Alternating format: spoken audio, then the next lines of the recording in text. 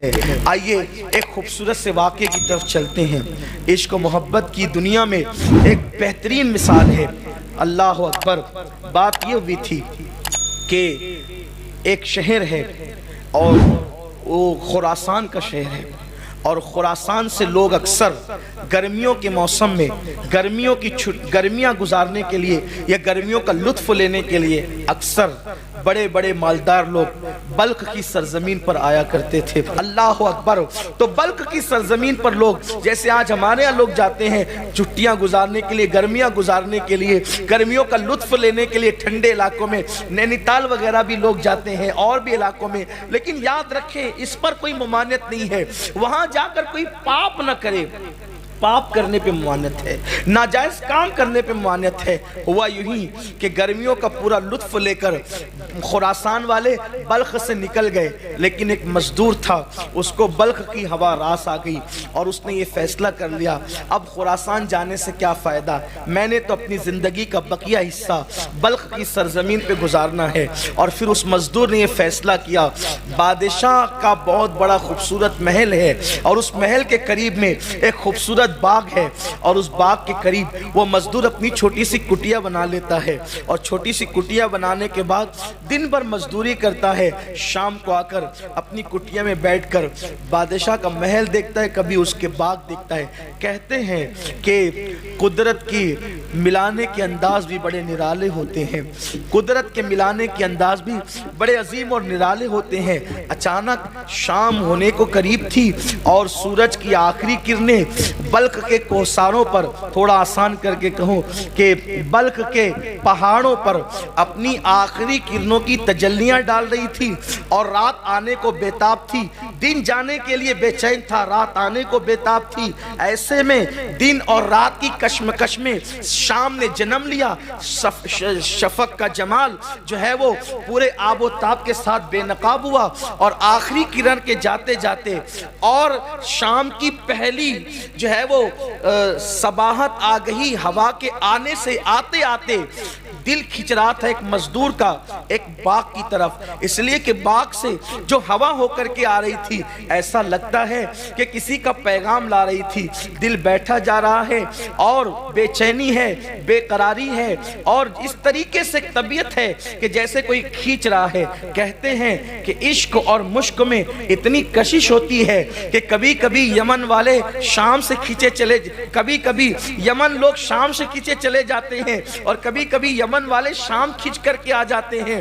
اللہ اکبر۔ اور کبھی کبھی ایسا ہوتا ہے یمن والے مصر میں آتے، شام والے مصر میں آتے، اور ایک حسن کا بازار لگ جاتا ہے۔ میرے پیارے آقا صلی اللہ علیہ وسلم کے پیارے دیوانوں، ہوا یہی کہ اس مزدور کا دل کھچ رہا تھا، اس کے قدم بوجھل بوجھل اٹھے، اور اٹھنے کے بعد باغ کی طرف گئے۔ جب باغ کی طرف گئے تو ہوائیں مشام جہاں کو معطر کر رہی تھی۔ تھوڑا سا مجھے برداشت کر لے آج، اس لیے کہ آپ نے جو مجھے عنوان دیا، میں چاہتا ہوں اسی رنگ میں آپ سے گفتگو کروں تاکہ آپ بھی اس کی لذتیں اٹھا سکیں اور میں بھی کچھ اس کی لذتوں سے جو ہے اپنے آپ کو مستفیض کر سکوں۔ میرے پیارے آقا صلی اللہ علیہ وسلم کے پیارے دیوانوں، اہل ذوق سے گزارش ہے کہ آج اپنی سماعتوں پر اگر بار لگ رہا ہو تو ہمیں کچھ دیر کے لیے معاف کر دیں، یا ہمارا شمار بچوں میں کر لیں، بڑی نوازش اور مہربانی ہوگی۔ تو عرض یہ کر رہا تھا، ہوائیں آ رہی تھی اور مشام جہاں معطر ہو رہے تھے، اور پھر مزدور کے قدم کشاں کشاں باغ کی طرف بڑھ رہے تھے۔ مزدور نے باغ میں قدم رکھا، اور جیسی قدم رکھا تو ایسا لگا کہ جیسے پھولوں میں کوئی پھول کھلا ہو، پھولوں میں کوئی پھول کھلا ہو۔ اور پھولوں کا حال یہ ہے کہ وہ کھلتے ہیں تو پھول لگتے ہیں، لیکن وہ پھول اس طرح کھلا تھا کہ وہاں آنکھیں نرگس کے پھولوں کی طرح تھی، وہاں بال سنبل کی طرح تھے، وہاں چال ہرن کی طرح تھی، اور لب جو ہے گل و لالا کی طرح دعوت نظارہ دے رہے تھے، اور رخسار یوں کھلے ہوئے تھے کہ کہنے والا یوں کہے کہ جیسے ابھی گلاب کی کلیوں نے پتیوں سے اپنے چہرے کو بے نقاب کیا ہے۔ جیسے نگاہیں چار ہوئی، بیچارہ غریب قسمت کا مارا، وہ تو ایسی بجلی گری، دل تھام کے رہ گیا، اور دل ٹوٹ کر کے دل کا آبگینہ چکنا چور ہو گیا۔ کوئی اتنا بھی حسین ہے، کوئی اتنا بھی خوبصورت ہے، لیکن آنکھیں چار کیا ہوئی تھی قربان، اسلامی تقدس اب تک باقی تھا۔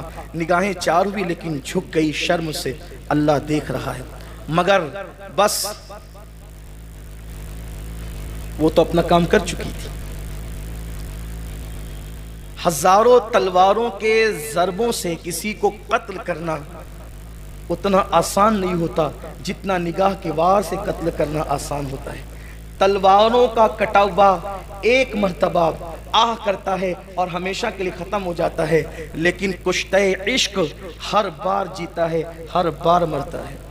تلواروں سے کٹنے والا کفن میں سکون کی نیند سو جاتا ہے، لیکن نگاہوں کا قتیل جو ہوتا ہے وہ ہر لمحہ جیتا ہے، ہر لمحہ مرتا ہے، ہر لمحہ آئے بھرتا ہے۔ نہ نیند نینا، نہ انگ چینا، نہ آپ آئے، نہ بھیجی بتیا۔ اللہ اکبر۔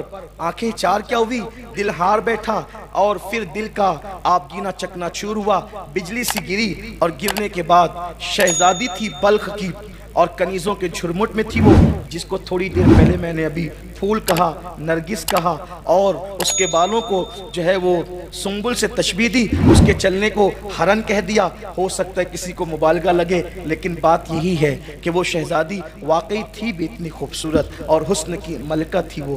آج کل کسی کو حسن کی ملکہ کہنا آسان ہے، لیکن کسی کا حسن کی ملکہ بن جانا بہت مشکل ہے۔ کیا تھا بیچارہ مزدور، دل پکڑ کے رہ گیا۔ یوں ہی تو وہ سب کچھ کھو چکا تھا، لیکن کسی کے دیدار نے تو اس کا سب کچھ لوٹ لیا۔ وہ بوجھل قدموں سے چلا، اب نہ خود کی فکر ہے، نہ کھانے کی فکر ہے، نہ مزدوری کی فکر ہے، نہ کوئی اور فکر ہے، بس ایک ہی فکر ہے، وہ کیسا تھا، وہ کیسا تھا۔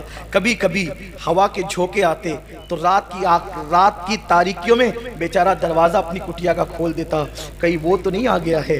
انداز ہو بہو تیری آواز پاک کا تھا، باہر نکل کے دیکھا تو جھونکا ہوا کا تھا۔ لطافت ہوا کسی کے قدموں کے جو ہے وہ اشارے کے حوالے سے بہت واضح انداز سے انسان کی رہنمائی کرتے ہوئے نظر آتے ہیں۔ ایسا ہی تھا، وہ کبھی ہواؤں سے باتیں کرتا، کبھی فضاؤں سے باتیں کرتا۔ حالانکہ وہ مزدور تھا، لیکن تھا اتنا خوبصورت کہ کوئی شہزادہ بھی اس کے سامنے کھڑا کر دیا جائے تو شہزادے کے حسن کو بھی اس مزدور کا حسن مات دے سکتا ہے۔ اس لیے کہ خوبصورت بچے کوئی ضروری نہیں ہے کہ بادشاہوں کے گھر میں ہی پیدا ہو، مالداروں کے گھر میں ہی خوبصورت پیدا ہو، ایسا ضروری نہیں ہوتا۔ کبھی کبھی کسی غریب کی کٹیا میں بھی اتنا خوبصورت لال پیدا ہوتا ہے کہ کسی کے تاج محل کے اندر بھی ایسا پیدا ہونا جو ہے وہ ممکن نظر نہیں آتا۔ تو اللہ کی عطا ہے، اللہ کی تقسیم ہے۔ اللہ جس کو جب چاہتا ہے، جو چاہتا ہے، جیسے چاہتا ہے عطا کرتا ہے، اس کو دینے کے انداز آتے ہیں۔ وہ مزدور تھا لیکن خوبصورت تھا، حسین تھا، جمیل تھا۔ اگر وہ حسن کی ملکہ تھی تو یہ بھی حسن کا تاجدار تھا۔ اگر وہاں چلنے میں ہرن کی ادائیں تھی تو یہاں بھی چلنے میں جو ہے باز کی بے باکیاں تھی۔ اگر وہاں آنکھوں میں نرگسی پن تھا تو یہاں بھی آنکھوں کے اندر مستانہ جو ہے وہ مستیاں جھلکتی تھی۔ اگر وہاں پر جو ہے اللہ اکبر رخسار گل لالا کی طرح کھلے ہوئے تھے تو یہاں بھی رخسار شفق سے کم نہیں تھے۔ حسن اللہ اکبر کم و بیش دونوں کا برابر تھا۔ فرق اتنا تھا کہ وہ محل کی رہنے والی تھی اور یہ کٹیا کا ایک مزدور تھا اور ایک اجنبی مسافر تھا اس بلخ کے شہر کے اندر۔ پھر کیا ہوا، دن گزرتے گئے، رات ہوتی گئی، نہ کھانے کی فکر نہ پینے کی فکر۔ کسی عاشق کے زار سے جا کر کے پوچھو جب واقعی عشق ہوتا ہے تو کیفیت کیا ہوتی ہے۔ کبھی ہم بھی وہ لمحے مانگتے ہیں، اللہ ہمیں وہ لمحے عطا کر کہ تو اپنے محبوب کا عشق ہمیں دے دے، کہ میرے دل کو درد الفت وہ سکون دے الہی، میری بے قراریوں کو نہ کبھی قرار آئے، جو جنا بنائے بن کو، جو چمن بنائے بن کو، جو جنا کرے چمن کو، میرے باغ میں الہی کبھی وہ بہار آئے۔ پھر کیا تھا، کچھ دن اسی طرح گزرے، دیوانگی میں، مستانگی میں، کبھی ہواؤں سے باتیں کرنا، کبھی دیواروں سے باتیں کرنا، کبھی فضاؤں سے باتیں کرنا، کبھی مصلح بچھا کر کے گڑ گڑاتے رہنا۔ اللہ اکبر۔ مگر کوئی ثابت نہیں کر سکتا تاریخ میں کہ اس ملاقات کے بعد پھر اس کی گلی کا کوئی چکر لگایا ہو۔ کوئی ثابت نہیں کر سکتا اس ملاقات کے بعد اس لڑکی سے کوئی رابطہ کیا ہو۔ یہ پاکیزگی ہے اسلام کے اندر کہ اگر نظریں چار ہو گئی، دل ہار بیٹھا، تو اب خدا سے مانگ رہا ہے، کوششیں کر رہا ہے، نکاح کے لیے پلان کر رہا ہے۔ یہ انداز نہیں ہے بیہودہ جو لوگ کرتے ہیں، جو لوگ جس میں ڈوبے ہوئے نفسانی، یہ نہیں ہے کتوں کی طرح نکل گئے تکنے کے لیے، بلی کی طرح نکل گئے، جب بلی چھچڑے کو تکتی ہے نا ایسے نکل گئے۔ یہ انداز نہیں ہے، یہ پن، یہ گندہ پن اور کمینہ پن اسلام میں نہیں ہے۔ اسلام میں ہر چیز کے آداب اور اصول ہیں۔ نظریں چار کیا ہوئی، مسلح پر آ گئی جناب، ہواؤں سے باتیں کرنے لگے، فضاؤں سے باتیں کرنے لگے، اور جب دیوانگی ایک جگہ پہ تھم گئی، ایک حوصلہ پیدا کیا عشق نے، چل یار چل کر سیدھے بات کرتے ہیں، ڈائریکٹ بات کریں۔ لڑکی کو کسی پارک میں بلا کر اس کی آبرو کا منصوبہ بنانا، یہ نامردی تو ہو سکتی ہے، عشق نہیں ہو سکتا۔ مردانگی کیا ہے؟ جس سے نظر چار ہوئی، جس کا حسن پسند آیا، جائز طور پر اس کو اپنے نکاح میں لے لیتے، اس کو مانگ لیتے ہیں۔ کون؟ کٹیا میں رہنے والا مزدور جو خود بلگ کا ہے بھی نہیں، خراسان سے آیا ہے چھٹیاں گزارنے کے لیے گرمیوں کی، کسی کے ساتھ قافلہ چلا گیا، رک گیا، اور اب آنکھیں چار ہوئی ہے تو فیصلہ کرتا ہے کہ میں نے جانا ہے اور بادشاہ سے اس شہزادی کا ہاتھ مانگنا ہے جس نے میری نیندیں اڑا رکھی ہے، جس نے میری نیندوں کو برباد کر دیا، میرا چین لے لیا، میرا سب کچھ چھین لیا۔ پھر کیا تھا؟ رات کو تیاری کی، آخری پہر میں سسکیاں لیتے ہوئے کٹیا کے اندر سسکیاں لیتے ہوئے دعا کی، بگڑی بنانے والے میری بھی بگڑی بنا دے، قسمت سنوارنے والے تو قسمتوں کو بدل دیتا ہے، میری قسمت میں بھی جو ہے وہ اسے لکھ دے جسے میں نے دیکھا ہے، اس لیے کہ اوروں کو جو ملا ہے مقدر سے ملا ہے، مجھ کو تو مقدر بھی تیرے در سے ملا ہے۔ خدا کی بارگاہ سے کون سی نعمت نہیں مل سکتی؟ وہ تقدیر بنانے والا رب ہے، اس نے تقدیر لکھی ہے، اس نے تقدیر بدلنا بھی وہ جانتا ہے۔ ہائے ہائے، راتوں کی آخری پہر کی سسکیاں لی، صبح کا انتظار کرنے لگا، اور پھر وہ اجنبی مسافر مزدور صبح ہوتے ہوتے بادشاہ کے محل کی طرف بڑھا۔ جب بادشاہ کے محل کی طرف گیا تو وہاں پر دربار لگا ہوا تھا، خاص و عام کی سنوائیاں ہو رہی تھی، اس لیے کہ جب ہم بادشاہ تھے تو لوگوں سے نفرت نہیں کرتے تھے، بلکہ ہمارے یہاں دربار لگا کرتے تھے اور ہر خاص و عام سے بادشاہ ملاقات کرتا تھا، اس کے مسائل پوچھتا تھا۔ اچانک کوئی سپاہی آتا ہے، آداب حضوری بجا کر کے لا کے کہتا ہے بادشاہ سلامت، جہاں پناہ کوئی مزدور آیا ہے اور وہ آپ سے باریابی چاہتا ہے اور کہتا ہے مجھے بادشاہ سے بات کرنا ہے۔ بادشاہ نے کہا بھیجو، اسی لیے تو بیٹھے ہیں۔ آ کر کے مزدور سامنے کھڑا ہوا، بدن پر پیوندار لباس ہے، آنکھیں جو ہے بھری بھری ہے، اور جو میں نے حسن بیان کیا اب دوبارہ اس کو پھر کہوں گا تو وقت جائے گا، وقت ختم ہونے سے پہلے گفتگو مکمل کر لینی ہے، آپ کی توجہ بھی اللہ کرے سلامت رہے۔ پھر کیا تھا؟ اتنے بڑے نوجوان کو اور پھر خوبصورت جوان کو بادشاہ نے دیکھا، اور پھر بادشاہ نے کہا جائے کس مقصد کے تحت آپ آئے ہیں؟ تو اس جوان نے پوری بے باکی کے ساتھ کہا جہاں پناہ جو فریاد میں لے کر کے آیا ہوں وہ فریاد لوگوں کے سامنے پیش کرنے کی نہیں ہے، اگر آپ میری فریاد سننا ہی چاہتے ہیں تو میں تخلیہ چاہتا ہوں، تخلیہ عطا کیا جائے، اس کے بعد گفتگو ہوگی۔ پھر ایک ہاتھ کا اشارہ ہوا، پوری محفل برخاست ہو گئی اور بادشاہ چند وزراء کے ساتھ اس کو باریابی کی اجازت دیتا ہے، اور وہ جوان پھر پوری بے باکی کے ساتھ بادشاہ سے کہتا ہے بادشاہ آپ کی جو اکلوتی بیٹی ہے بلخ کی شہزادی، اس کا ہاتھ مانگنے اور اس سے نکاح کا رشتہ لے کر کے آیا ہوں۔ جیسے ہی یہ بات ایک اجنبی مسافر مزدور کی زبان سے، جس کے بدن پر پھٹا پرانا پیوندار کپڑا تھا، لیکن جب اس کی زبان سے یہ بات سنی گئی تو جیسے لگا کہ پیروں کے نیچے سے زمین کھسک گئی ہو۔ وزیر کی آنکھوں میں خون اتر آیا، کہتے ہیں چائے سے زیادہ کتنیاں گرم ہوتی ہے، وزیر کی آنکھوں میں خون اتر آیا اور وزیر نے اپنی تلوار کو جو ہے حرکت دیتے ہوئے کہا بدبخت بد نصیب انسان، اپنی اوقات دیکھ، اور تو شہزادی کا ہاتھ مانگنے کے لیے آیا ہے؟ کبھی سوچا بھی تو ہوتا کہ کیا مکمل میں بھی کبھی ٹاٹ کے پیون لگا کرتے ہیں؟ مگر واہ رے مسلمان، واہ رے اسلام، کیا انداز تھا بادشاہوں کا۔ بادشاہ نے وزیر کو جھڑکتے ہوئے کہا کیا بکواس کرتے ہو؟ پھلدار ٹہنیوں پہ پتھر تو کوئی بھی پھینک سکتا ہے، پتھر پھینکنے پر اعتراض کیوں ہے؟ بات اتنی ہے، اسلامی نقطہ نظر سے ہر جوان کو حق ہے کہ جہاں وہ لڑکی دیکھے وہاں وہ اپنا رشتہ بھیج سکتا ہے۔ اب بات آپ پر ہے، پسند آئے تو دیجئے، نہ پسند آئے نہ دیجئے، اس طرح کسی کو روب سے دبایا نہیں جا سکتا۔ آپ اس کی فریاد سنیں، اگر آپ دے سکتے ہیں تو دیں، نہیں دے سکتے تو نہ دیں۔ بادشاہ نے بہت حسن تدبیر کے ساتھ معاملے کو رفع دفع کیا اور پھر اس سے کہا کہ وزیر آپ سے بات کریں گے، آپ ان سے بات کر لیجئے۔ اور پھر وزیر سے کہا دیکھو غریب ہے، اسلامی نقطہ نظر سے یہ رشتہ مانگ سکتا ہے، ہم بادشاہ ہیں، اسے رشتہ نہیں دیں گے، ایسی کوئی کڑی شرط یا مشکل شرط رکھ دو جس کو یہ پورا ہی نہ کر سکے، اگر یہ پورا نہیں کر سکے گا تو معاملہ خود ہی ختم ہو جائے گا اور پھر دوبارہ منہ دکھانے کے قابل نہیں رہے گا۔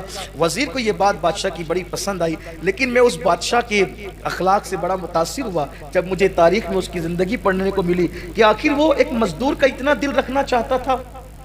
ایک مزدور کے لیے اس کے دل میں اتنی وسعت تھی کہ وہ اس حسن تدبیر کے ساتھ معاملے کو ٹال رہا تھا، ڈانٹ نہیں رہا تھا، چیخ نہیں رہا تھا، چلا نہیں رہا تھا، ناراض نہیں ہو رہا تھا۔ آخر کار وزیر بڑا دانشمند تھا، وزیر نے کہا دیکھو آپ ایک کام کریں، آپ 8 دن کے بعد آئیں، 1 ہفتے کے بعد ہم مشورہ کرتے ہیں، پھر بتائیں گے کرنا کیا ہے۔ 8 دن کے بعد وہ چلا گیا۔ اب 8 دن اس کے ایسے گزرے جیسے قیامت کی صبح طویل ہوگی، ایک ایک دن اتنا بھاری گزر رہا تھا۔ خدا خدا کر کے 8 دن گزرے اور وہ امید کے ساتھ جب واپس آیا تو وزیر نے کہا جن بادشاہ اور شہزادوں کے رشتے بلخ کی شہزادی کو آئے ہیں ان میں آپ کا نام بھی شامل کر لیا گیا ہے، آپ کو بھی اس میں شامل کر لیا گیا ہے، لیکن بادشاہ کی طرف سے شرط یہ ہے کہ بادشاہ کی ایک لوتی بیٹی کو اسی کے نکاح میں دیا جائے گا جو بادشاہ کی بیٹی کے لیے اس کے ہار کے لیے کالا ہیرا لائے گا، اپنی زبان میں بلیک ڈائمنڈ لائے گا، اسی کے ساتھ اس کا رشتہ کیا جائے گا۔ کیا آپ لا سکتے ہیں؟ بھئی سفید ڈائمنڈ لانا، سفید ہیرا لانا بھی اس مزدور کے بس کا نہیں تھا نا، اس مزدور کے بس کا نہیں تھا، لیکن وہ اگر واقعی بادشاہ ہوتا بھی، بادشاہ بھی اگر وہ ہوتا تو بلیک ڈائمنڈ اس کے بس کی بات نہیں تھی۔ یہ اور بات ہے، ہند والوں کے مقدر عروج پر ہیں۔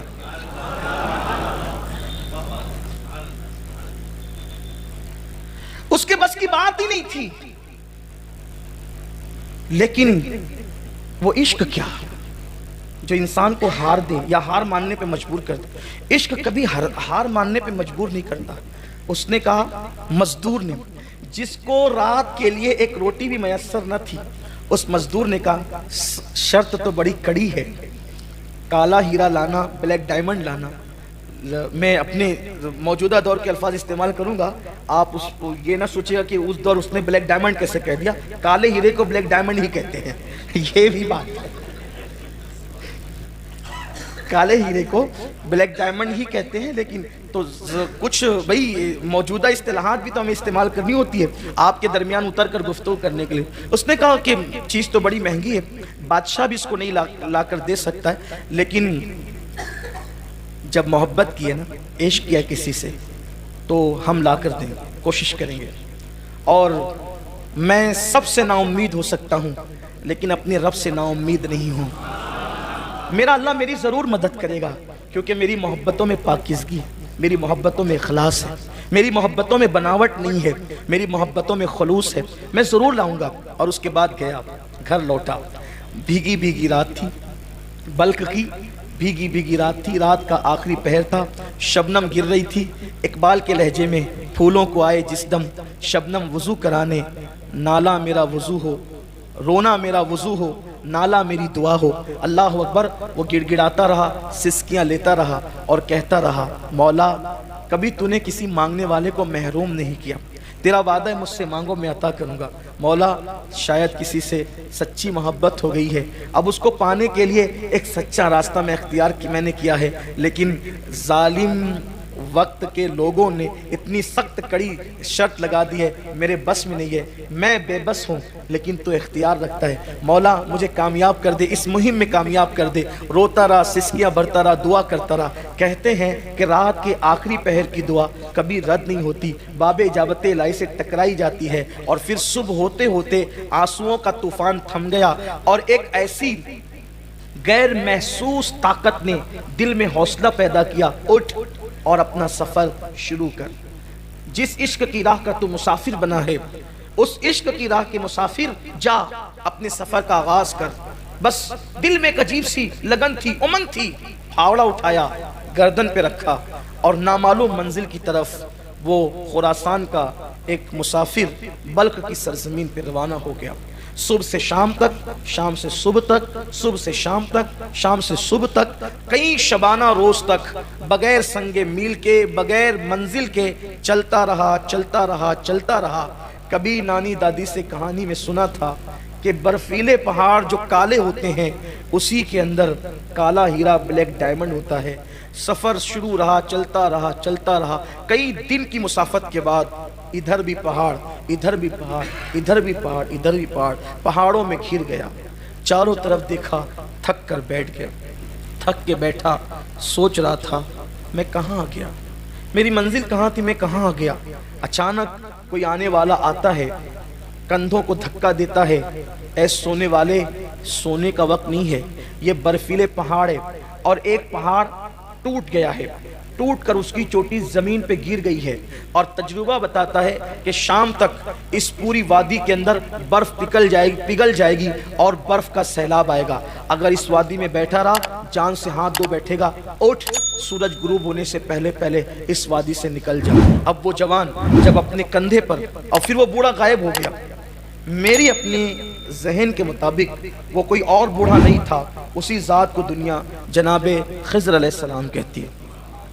چلنے والا چلا، دیکھا کہ سارے راستے مسدود، جس راستے سے آیا تھا اس میں چوٹی پہاڑ کی گر کے پڑی ہے، اب وہ اس کو توڑ رہا ہے، وہ ٹوٹتی نہیں۔ آخر کار اس جوان نے پوری طاقت لگا کر زوردار وار کیا، کس لیے؟ نکلنے کے لیے۔ تو جب زوردار وار کیا، وہ ٹکڑے ٹکڑے ہوئی اور آنکھیں چکا چوند ہو گئی، خیرہ ہو گئی، اس لیے کہ اسی کے ٹوٹنے کے بعد اس کے اندر سے کالا ہیرا نمودار ہوا۔ ارے یہ قدرت کی اس طرح مدد ہوتی ہے، اللہ اکبر۔ یہاں پر رک کر کہنا چاہتا ہوں، اپنے جیسے سے سچا پیار کرنے پر یہ انعامات ملتے ہیں۔ محبوب خدا سے کوئی سچا پیار کرے، انعامات کی بارش کیا ہوگی، عطاؤں کی بارش کیا ہوگی، اللہ اکبر۔ ہاتھ میں ہیرا لیا، کالا ہیرا، یہی کالا ہیرا ہے جو بادشاہوں کو تک میسر نہیں ہے، یہی کالا ہیرا ہے۔ اور پھر چستی کے ساتھ چھلانگ لگاتے ہوئے وہ ہرنیوں کی طرح چوکڑی بڑھتے ہوئے بلک کی طرف روانہ ہو گیا۔ تھوڑی ہی کوششوں کے باوجود جب چلتا رہا تو تھکن بھی اب محسوس نہیں ہوتی تھی، اس لیے کہ جب منزل نظر آتی ہے تو تھکن بڑھنے کی بجائے کم سے کم ہوتی چلی جاتی ہے۔ اور پھر دربار لگا ہے اور یہ مزدور پہنچا۔ وزیر نے دیکھا، پھر آ گیا تو؟ یہ شریفوں کی عادت نہیں، ہم نے تو جو قید لگائی تھی، تم نے وہ اس شرط کو پورا نہیں کیا اور پھر چلے آئے ہو پریشان کرنے کے لیے۔ اس نے بڑی محبتوں کے ساتھ کہا، میں پریشان کرنے نہیں آیا، میں تو شرط کی تکمیل کرنے آیا ہوں۔ جیسے اپنی مٹھی کو کھولا، بادشاہ اور سارے وزراء کی آنکھیں چکا چوند ہو گئی۔ یہ لیجئے اپنا بلیک ڈائمنڈ اور اپنا وعدہ پورا کیجئے۔ بادشاہ نے وزیر کی طرف، وزیر نے بادشاہ کی طرف دیکھا کہ آپ کیا کریں، اس نے تو شرط تو پوری کر دی، وہ بادشاہ بھی جو نہیں کر سکتا تھا وہ عاشق نے پوری کر دی۔ وزیر ہوشیار تھا، آنکھوں میں باتیں ہو گئی، پیغام دیا ہے، کبھی پیغام لیا ہے، نظروں سے محبت میں بڑے کام لیا ہے، آنکھوں میں باتیں ہو گئی۔ اور جب باتیں ہو گئی تو وزیر نے کہا، ارے اصل بات یہ تو ہمارا مطالبہ تھا۔ شہزادی دراصل کان کی بالیوں میں سفید موتیاں پہننا بہت پسند کرتی ہے۔ ایک آخری شرط ہے اور قطعی ہے، اس کے بعد کوئی شرط نہیں ہوتی۔ آخری شرط ہے 2 موتی بالیوں کے لیے لے آؤ، شہزادی کے لیے، بس رشتہ ہو جائے گا۔ ایک مزدور کے لیے کیا کم تھا؟ پھر دل پکڑ لیا، وائے رے ناکامی، ہائے رے ناکامی، اب کیا کروں؟ لیکن پھر عشق نے کہا، ہارنا مت، ہمت مت ہارنا، اٹھ چل آگے بڑھ۔ جیسے کوہساروں میں، پہاڑوں میں اللہ نے بلیک ڈائمنڈ تجھے دے دیا، کالا ہیرا دے دیا، موتی کا انتظام بھی قدرت کر دے گی۔ پھر نکلا، گھر پہنچا، دعا کی، پھر چلا، خوب لمبا سفر کیا، سمندر کے کنارے پہ پہنچا۔ کہتے ہیں کہ سمندر کے اندر صدف ہوتی ہے اور صدف کے اندر موتی ہوتا ہے، لیکن تیراکی جانتا نہیں تھا، عشق والا تھا۔ پانی لیا، چلو سے باہر پھینکا، پھر لیا، پھر باہر پھینکا، پھر لیا، پھر باہر۔ کیوں؟ میں تھوڑی دیر میں سمندر کو خالی کر دوں گا، اور جب سمندر خالی ہو جائے گا تو پھر اس کے اندر کی سیپ نظر آئے گی، پھر سیپوں کو اٹھاؤں گا، دامن میں بھر لوں گا۔ 2 موتیوں کا مطالبہ ہے، میں تو وہاں موتیوں کے فرش بچھا دوں گا۔ پانی پھینک رہا ہے، صبح ہوتی ہے، شام ہوتی ہے، لیکن وہ سمندر کی موجیں بڑھتی ہی جاتی ہے۔ کہتے ہیں عشق سچا ہو کامیابی مل ہی جاتی ہے۔ نگاہیں حسرت سے آسمان کی طرف اٹھتی ہے، 1 دن 2 دن 3 دن 4 دن 6 دن۔ اگر میری جماعت کا اتنا بڑا مفکر اس واقعے کو نہ لکھا ہوتا، واللہ کبھی محراب میں بیٹھ کر بیان کرنے کی میرے اندر ہمت نہ تھی، کہیں لوگ مجھے جھوٹا تصور نہ کریں، لیکن میں اس ذات پر اعتماد کر رہا ہوں جو ہماری جماعت میں سند کی حیثیت رکھتی ہے، اس ذات نے اس واقعے کو لکھا ہے۔ اللہ اکبر، بڑا عظیم مفکر، بڑا عظیم دائی، یورپ کی سرزمین پر اسلام کی شمع کو روشن کرنے والا دائی، انہوں نے اس واقعے کو لکھا ہے۔ نگاہیں آسمان کی طرف اٹھی اور پھر کہا مولا میری مدد کر، یہ کیا ہے؟ میں پانی پھینکتا ہوں، پانی بڑھتا جاتا ہے۔ کہتے ہیں کہ جب چاند مکمل ہوتا ہے، یعنی کہ جب چاند مکمل ہوتا ہے، پورا ہو جاتا ہے، 14ویں کا چاند جب ہوتا ہے تو سمندر کے اندر جوار پھاٹا آتا ہے، یعنی کہ مد و جزر آتے ہیں، وہ اپنی کرنوں سے پانی کو کھینچتا ہے اور پھر سمندر کے اندر نیچے کی چیزیں اوپر کی چیزیں نیچے، یوں ایک بھونچال آ جاتا ہے۔ بس ایسا ہی ہوا، 14ویں شب آئی اور آنے کے بعد جب مد و جزر کے مناظر دیکھے تو کئی سیپیں جو ہے وہ پڑی تھی۔ صبح کا وقت ہوا، دامن میں سمیٹا اور سفید موتیوں کو لے کر پھر دوڑا۔ اب جب گیا تو وہاں پر دربار لگا تھا، پھر آ گئے، ہاں وعدہ پورا کر رہے ہیں، یہ موتی بھی لے آئے۔ موتیوں کو دیکھے، سچے موتی، بادشاہ لوگ تھے، وزیر لوگ تھے، جانتے تھے سچے موتی۔ اب کوئی جواب نہ تھا۔ وزیر نے بہت ہلکی آواز میں کہا سوچو تو صحیح، کہاں رشتہ لے جا رہے ہو؟ آپ نے شرطیں تو پوری کر دی ہے لیکن تھوڑا بادشاہ کا خیال تو کرو۔ ابھی کچھ باتیں ہو ہی رہی تھی، اچانک ایک کنیز دوڑی دوڑی آئی اور اس نے کہا شہزادی اچانک گری، بے ہوش ہو گئی ہے، اس کی نبضیں جو ہے وہ تھمتی جا رہی ہے، اس کی سانسیں رکتی جا رہی ہے۔ پوری محفل اٹھی شہزادی کی طرف، وائے رے ناکامی، ہائے رے ناکامی۔ شرطیں تو پوری ہو گئی، بلیک ڈائمنڈ بھی پیش کر دیا گیا، سفید موتی بھی دے دیے گئے، لیکن جس کے لیے گئے تھے اسی کا انتقال ہو گیا اور وہ شہزادی دنیا سے کوچ کر گئی۔ سب کہہ رہے تھے شہزادی مر گئی مر گئی مر گئی، لیکن مزدور کہہ رہا تھا میری شہزادی نہیں مر سکتی، میری محبت نہیں مر سکتی، میرا پیار نہیں مر سکتا۔ پھر کیا تھا، پورا بلخ سوگواری میں ڈوب گیا، شہزادی کو غسل دیا گیا، غسل دینے کے بعد کفن پہنایا گیا اور پھر بادشاہ کی بیٹی تھی، ہزاروں کے لاکھوں کے ہجوم میں جنازہ اٹھا، یہ بھی سر جھکائے جھکائے مزدور چل پڑا۔ پھر کیا تھا، نماز جنازہ ہوئی اور لاکھوں لوگوں نے ڈبڈباتی ہوئی آنکھوں سے شہزادی کو شاہی قبرستان میں دفن کر دیا۔ لوگ اپنے اپنے گھروں کو چل پڑے اور پھر رات نے اپنی سیاہ چادر بلخ کی سرزمین پہ تان دی، لوگ غموں میں ڈوبے بستروں پہ لیٹ گئے۔ کہتے ہیں کہ رات کا آخری پہر تھا، رات کی سیاہ زلفیں تھوڑا کمر سے نیچے آ کر ڈھلک گئی تھی۔ ایسے وقت میں وہ اپنی کٹیا سے نکلا اور نکلنے کے بعد کون، کندھے پہ کدال رکھ کر مزدور نکلا اور نکلنے کے بعد جس نے کالا ہیرا اور سفید موتی لائے تھے، یعنی دریا اور کوہساروں کو جس نے مسخر کر دیا تھا، وہ آج اپنی موت کو گلے لگاتے ہوئے بہت بڑا خطرہ مول لے رہا تھا۔ یہ وہ پہنچا شاہی قبرستان میں، تازہ ترین قبر دیکھی، یہی شہزادی کی قبر تھی۔ پہلے گھٹنے ٹیک کر جو ہے وہ شہزادی کی قبر کی مٹی کو بوسے دیے اور اس کے بعد جلدی جلدی سے مٹی ہٹائی۔ تازہ قبر تھی، جلدی سے مٹی ہٹ گئی، تختے نظر آئے، تختے ہٹائے، جیسے ہی کفن دکھا بے چین ہو گیا، بے قابو ہو گیا، نیچے قبر میں اترا اور شہزادی کو کندھے پہ ڈالا، مٹی برابر کی، گھر کی طرف روانہ ہو گیا۔ شہزادی کو لے جا کر کے اپنے گھر کی کٹیا میں ڈال دیا اور ڈالنے کے بعد آسمان کی طرف دیکھ کر رونے لگا گھٹنوں کو ٹیک کر۔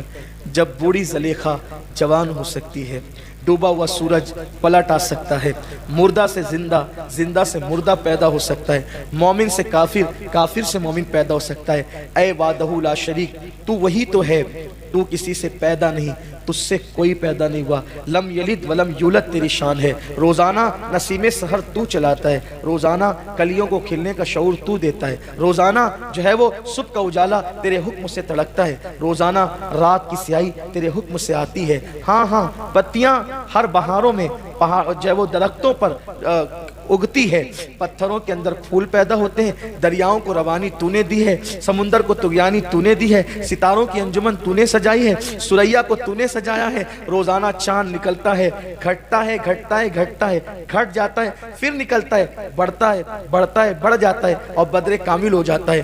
اے وہ جو سورج کو نکالتا ہے تو عروج پہ پہنچا کر پھر زوال پذیر کر دیتا ہے۔ تیرے آخری محبوب کا واسطہ اور تجھے تیری محبتوں کا واسطہ، ہم نے بھی کسی سے محبت کی اللہ लाज रख ले, इस मुर्दा शहजादी के अंदर फिर से जान पैदा कर दे, इसलिए कि मुर्दों में जान पैदा करना तेरा ही काम है, तू ही मुर्दों में जान पैदा करता है। मेरे अल्लाह, अगर आज इस शहजादी में तूने जान पैदा कर दी, मुझे नई जिंदगी मिलेगी। इसे नई जिंदगी मिलने की वजह से कहते हैं, लिखने वाला मुफक्किर लिखता है, अचानक दरवाजे पे दस्तक हुई, दरवाजा क्या खुला, एक नामालूम तबीब हकीम घर में अपने मुलाजिम और मजदूर के साथ दाखिल हुआ। सर पे टोकरा था, उसमें दवाइयां थी, और फिर उसके बाद उसने आकर सीधा शहजादी का हाथ पकड़ा, नब्ज देखी और कहा, ए अजनबी मजदूर, वक्त को जाये न कर, शहजादी मुर्दा नहीं है, ये तो अभी इसकी सांसें हल्की हल्की चल रही है, मेरे पास एक दवा है, इसे जल्दी से तलवे में मल।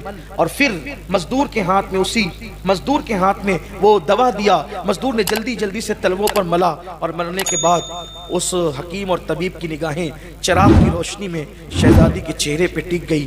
क्या देखा गया, अचानक शहजादी हरकत करने लगी, और उसके बाद दूसरी दवा निकाल के तबीब ने नाक में डाली, शहजादी को छींक आई और शहजादी उठकर बैठ गई, निगाहें आसमान की तरफ उठी, आंखें डबडबा गई।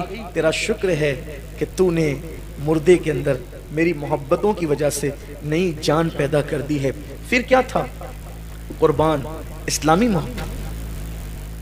जैसे ही उस लड़की ने अपने आप को बेदार पाया, कफन की आंचल से मुंह छुपाया, मैं कहाँ हूं, मेरे साथ क्या हो रहा है, फौरन उस मजदूर ने कहा, आपके साथ कुछ नहीं हो रहा है, आप महफूज हैं।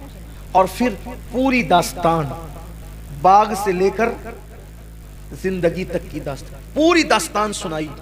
हम आपके लिए इतना सब कुछ किए, आप इंतकाल कर गई, हत्ता कि मेरी मोहब्बतों ने तुम्हें जिंदा किया है।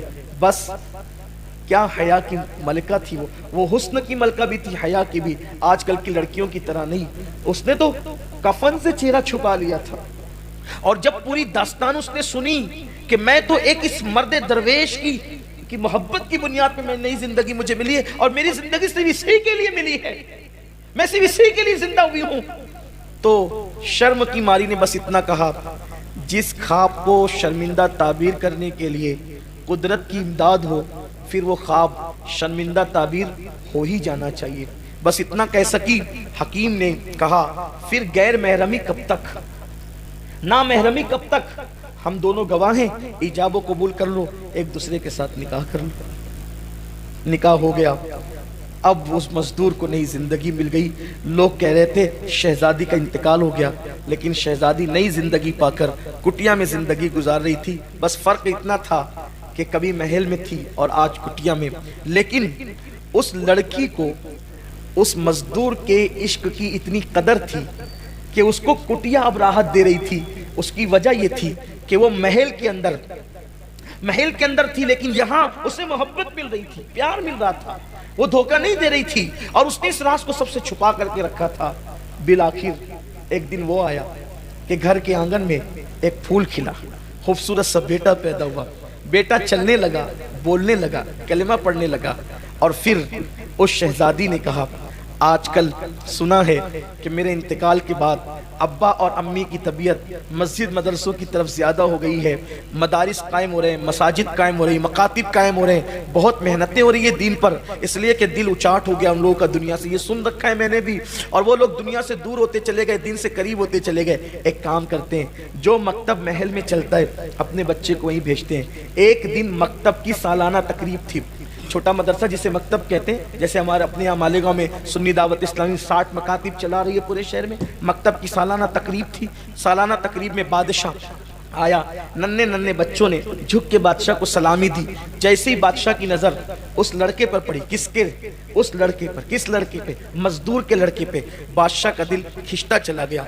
ये कोई मानूस जाना पहचाना चेहरा लगता है, ये चेहरा जाना पहचाना है, ये चेहरे से उनसियत है, ये चेहरे में अपनाइयत है, ये चेहरे से खून जोश खाता है। कौन है ये? मौलिम से पूछा कौन है ये? मौलिम ने कहा उस सामने कुटिया है ना मजदूर की, उसी का बच्चा है, गरीब आदमी है, रोजाना ला के पहुंचाता है, शाम को ले जाता है। ये बच्चा अपना सा लगता है। एक काम करें, इसके अब्बा से कहना कि ये इस बच्चे को महल में लेकर के। शाम को अब्बा आए तो कहा कि बादशाह का हुक्म है हाकिम है कि तुम अपना बच्चा महल में लेकर जाओ। انہوں نے کہا بہت اچھا. گھر لایا, بیوی سے مشورہ کیا, کیا ہوگا, کیسے ہوگا, ایسا لگتا ہے اب پوشیدہ راز سب اوپن ہو جائیں گے, کیسے ہو سکتا ہے, کیا ہوگا. بہرحال شہزادی نے کہا کوئی فکر نہ کریں, ٹھیک ہے. اور وہ بچہ یوں ہی کوئی پہلے کم خوبصورت نہیں تھا, محل میں بھیجنے کے لیے شہزادی تھی. اس بچے کو شہزادوں کی طرح سجایا, باپ کے ساتھ انگلی پکڑائی, روانہ کیا. جیسے ہی محل میں پہنچا یہ بچہ, خوبصورت سے بچے کو بادشاہ نے اپنی گود میں اٹھایا. مزدور بھی بھیس بدل چکا تھا, مجھے پہچانا نہ جا سکے کہ چند سالوں پہلے رشتہ مانگنے آیا تھا اور شہزادی انتقال کر گئی تھی, پتہ نہیں کیا ہوگا. بھیس بدل لیا.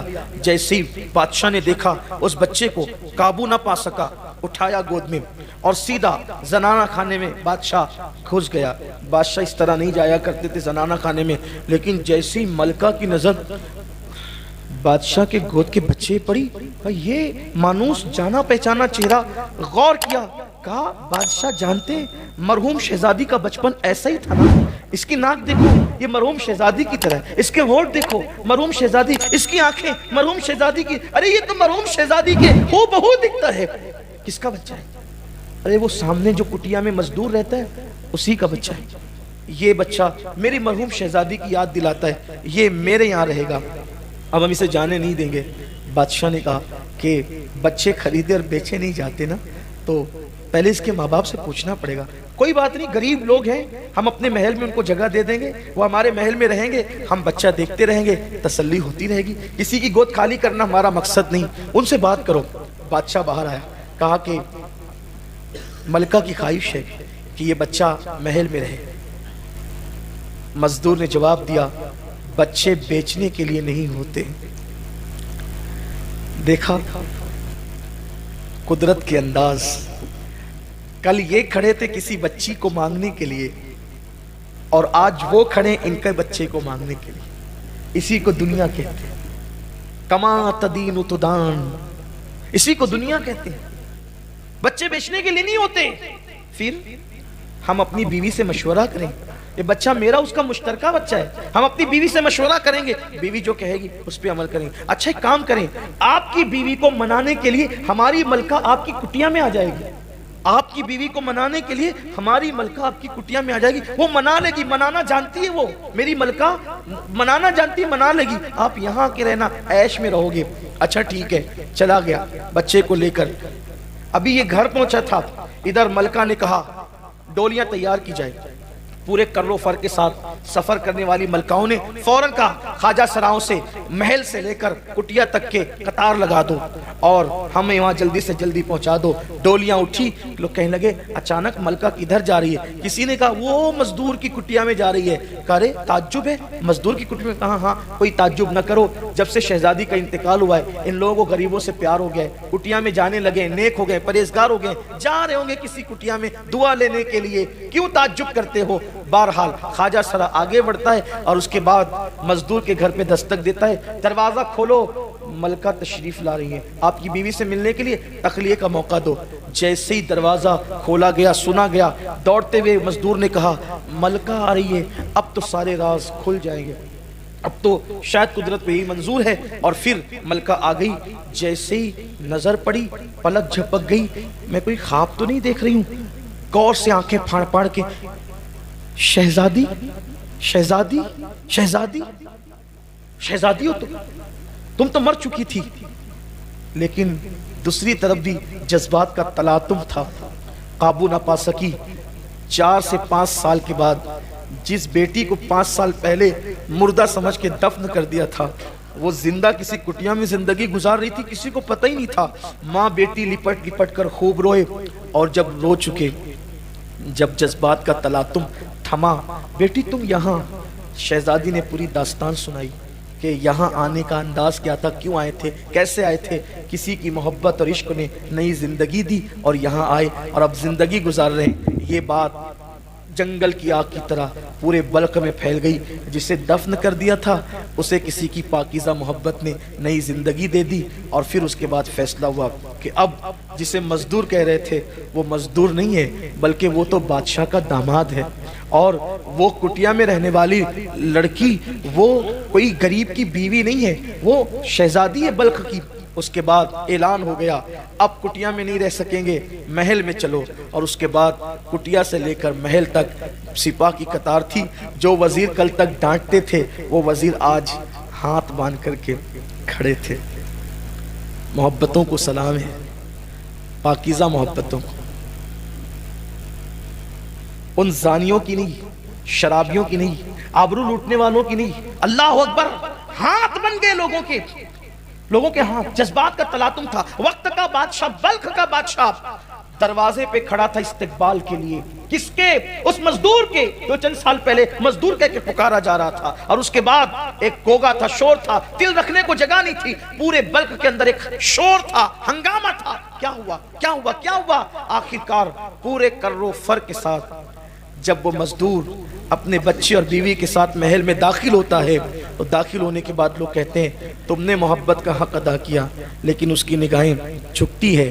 اور اس کے بعد لوگ کہتے ہیں تم اب مزدور نہیں ہو، تم ولی عہد ہو، بلخ کے بادشاہ تم ہی ہو، بلخ کے بادشاہ تم ہی ہو، تخت تو تمہارے لیے، تاج تمہارے لیے۔